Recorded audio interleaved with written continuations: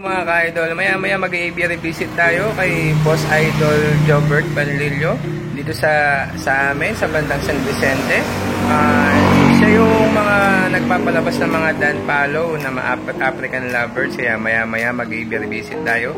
After natin magtinda dito, magsasara tayo, magbiyahe lang tayo maya, kaya stay tuned ka lang mga ka-idol dahil mag-visit tayo maya sa aviary ni Boss Idol Jobert Panlilio ng Dan Palo ng San Vicente, San Tomas, Pampanga. Maraming salamat mga idol. Stay tuned ka lang, idol.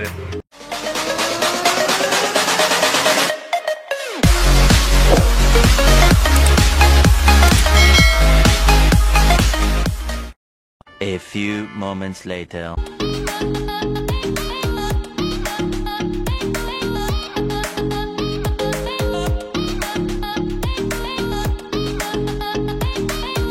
A few inches later.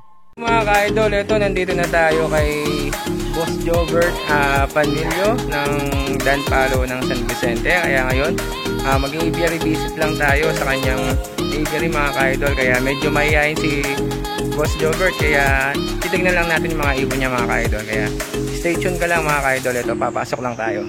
Guys, yung bahay ni Boss Jobert Panlilio na nagpo-produce ng Dan Palo ng mga African lovebirds. Kaya ngayon, papasyal lang tayo sa kanyang aviary.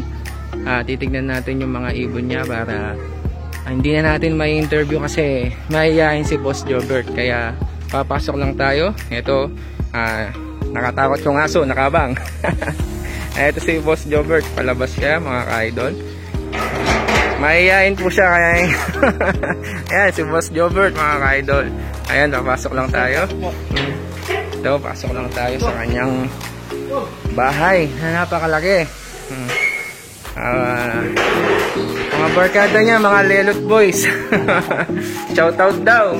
Nahihiya lang si Boss Jobert. Kaya ito, papasya lang tayo sa kanyang aviary. Hindi tayo makakuha ng idea sa kanya. Medyo mahihayin siya mga ka-idol. Ito yung kanyang aviary mga ka-idol. Wow, di ba napakalinis oh. Naka-tiles pa yan. Yan o, dito walang laman. Pero naka-flight yan mga ka-idol.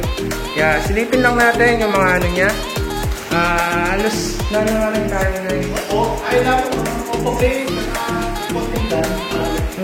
ayun mga ka-idol, meron siyang mga Opa Pail at saka Dan Palo. Ito, yung mga Dan Palo niya mga ka-idol oh. Kaya yan oh. Kaya napakagandang aviary. Nalulula ako, first time kong makapunta, makapag-visit ng ganitong aviary. Ito pa, meron pa sa baba mga ka-idol oh, Dan Palo oh. Ayan oh, Par Blue. Tignan natin no, para no, bigyan natin ng flash para. Ayan oh. Yan mga ka-idol oh, Dan Palo. Ayan. Natin masyadong makita. Ayan oh. Yan, nagpakita guys oh. Ayan, tumutok ng gusto. Dan Palo siya. Ang ganda. Par Blue. Par Blue Dan Split Opaque. Yung ano niya. Ayan, porcelain yan. Porcelain. Baka gusto niya daw po yan, mga ka-idol ha. Dan Palo po siya. Oh. Ito pa po yung mga iba. Kaya ano yan, naka-reserve na yan. Actually, yan. Ayan oh. Paling Lloyd Gambao. Lloyd Gambao. Ba, pare. Kaya kano na naman pala rin yung paring Lloyd Gambao. Hindi pa niya pinukuha kasi hintayin niya lang siya pumisa ng Denver. Ayun. Ayun pa. Yung kaparis niya, split Opa, Dan. Wow. Paring Loy ha, baka naman pare. Kaya Dan Palo ka na rin pala, paring Loy. Shoutout sa'yo, paring Loy Gambao. Eto, pasyalan natin yung mga ibang ano niya, mga ibang ibon niya. Kaya, eto oh, sumisilip to oh, pasimple oh. Anong mutation ito? Par Blue Opa, nasa 4 years old siguro. Unang-unang painakay ko na nasa 100,000 ringgit pa ganyan eh. Hindi ko in-out, in-read ko na lang. Ayun oh, tignan nyo mga ka-idol. Dating 100,000 na Par Blue Opa. 3 years na siya sa kanya. Ngayon, binibreed na lang ni Boss Jobert sa mga ano niya. Yung mga iba nakatago, hindi natin makita. Nasa loob yata, maraming ano eh. Baka maraming itlog. Ayan oh, pakita lang natin mga ka-idol. Silipin lang natin yung mga ibang ibon niya. Ayan. Puro ano yan, puro mga matatanda na. Matatanda na. Mga bago ko lang dyan, yung mga Dan Palo na. Hindi Hindi ako nakapag-breed. Bumili ako. Wow. Ito. Yan, tinutur na tayo ni Boss Jobert. Opa Blue na Dunpalo Cock. Okay, ganda guys, oh. Paris niya, par Blue Bayo, Opa, Linis. Possible Dan. Tignan nyo Actually, guys. kasi set ko pa lang. Set ko lang sa mga yan. Tapos ito yung breeder ko na parents yung dalawa para nila. Yung unang-una ko. Yan. Yan guys, oh. Blue Dunpalo na Cock. Possible Opa lang siya dati. Kitang-kita naman sa mata guys, oh. Talagang umiilaw, nag-aapoy. Sa Paris niya, Opa Green na split Dan, split par Blue. Ganda guys, oh. Talagang, May itlog sila ngayon eh. ayun, oh. Tignan, silipin lang natin yung itlog. May dalawang itlog siya. Baka naman. Actually, yan pa lang yung nagbe-breed ko talaga sa Dunpalo ko. Halos yata, boss, na nabawas na yata yung mga ibon, no? Nung di ba, halos walang market nun. Pinawasan ko na, inalis ko na pati.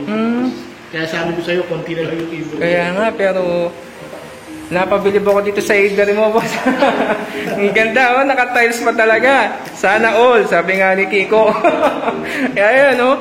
Yan, guys, ha. Yan, ginagawa natin para sa inyo to. Nag-aviary visit tayo sa mga barangay natin dito sa San Vicente. Halos pinupuntahan ko na mga Lelot Boys. Nauna na si Paring Bricks. Ayun, si Boss Jobert. Kung meron pa siyang may rekomenda na mga big time breeder dito sa San Vicente, pupuntahan natin. Si Dors niyan, pupuntahan din natin. Si Dors Ursua. Si Nat Magat, ayaw niya. Pass daw siya sa vlog. Sabi ganyan. KGM siguro. Ano yun natin yan si KGM. Kaya pupuntahan lahat natin yan mga ka-idol. Kaya yan, no? Kaya ang ganda ng aviary niya. Talagang hindi ko expected na ganito yung mapupuntahan natin dito. Kung may interview nga natin si Boss Jobert, baka hihingi lang tayo ng konting idea sa kanya, no mga ka-idol, para naman maano natin. Alas, yan ang gandang nalula ako sa ganda ng aviary niya dito. Kaya pasyal muna natin ulit yung mga ibon niya, mga ka-idol, habang tumitingin tayo. Ayan, no. Ito, Dunpalo, guys, oh. Nga lang, pied siya. Tapos hen. Ito. Ayun, no. Dunpalo na pied niya hen. Ganda, guys. Paris niya. So, gagawa lang ko ng pyesa. Parang luliwing ko pa line. Kaso hanggang ngayon, talagang hindi pa siya nag-breed. 1 year old na yan. 1 year old, no? Oo. Nag-itlog siya twice. Kaso walang fertile.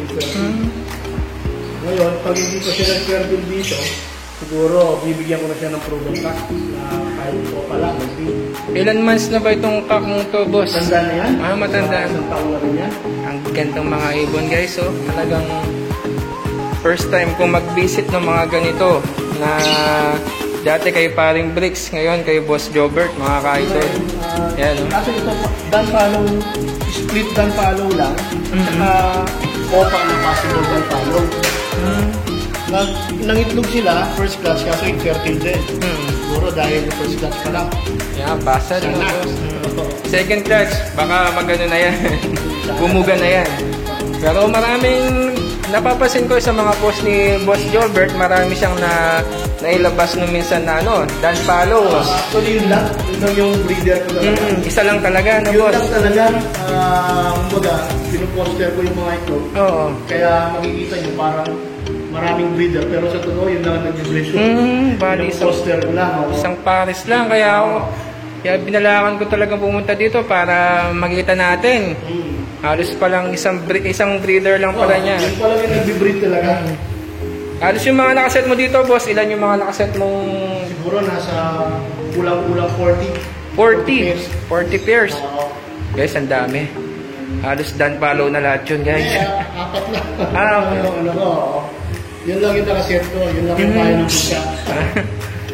Magkano yung presyohan ng Dunpalo ngayon, boss?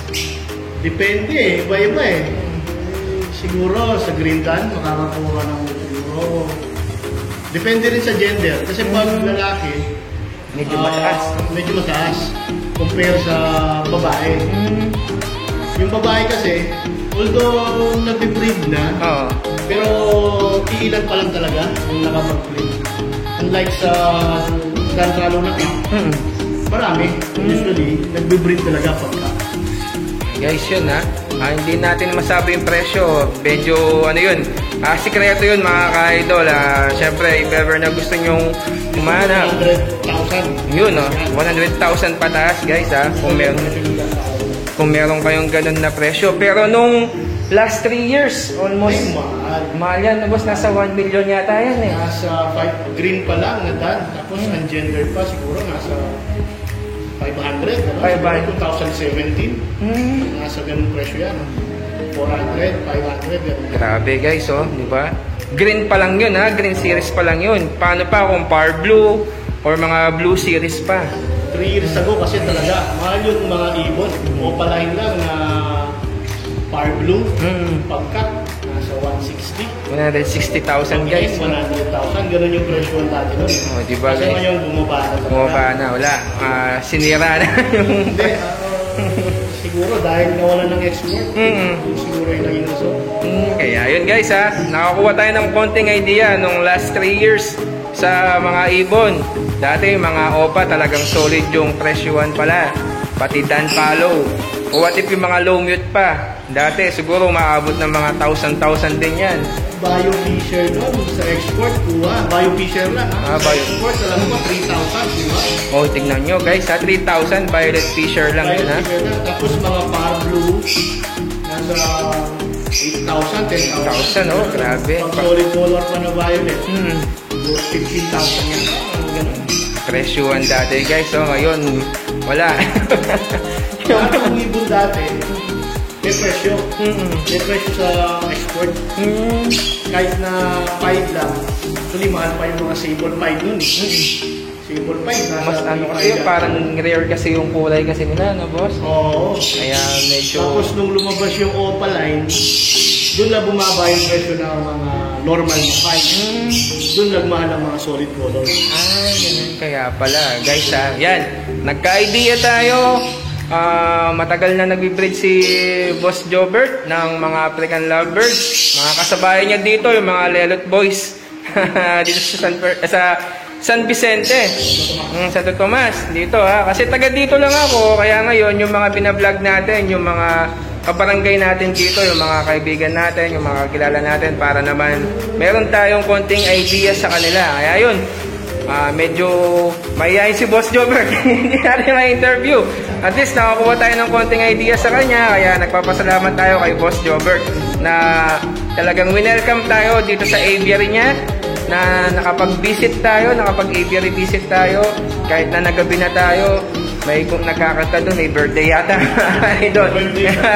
Kung bago ka pa lang sa ating channel, huwag mong kalimutan mag-like at mag-subscribe sa ating YouTube channel. At huwag mong kalimutan i-click ang notification bell button natin para lagi kang update sa ating YouTube channel, mga ka-idol. Kaya sa susunod, mag-aviary visit pa tayo. PPM muna natin yung mga big time breeder dito sa atin para naman ma-welcome tayo.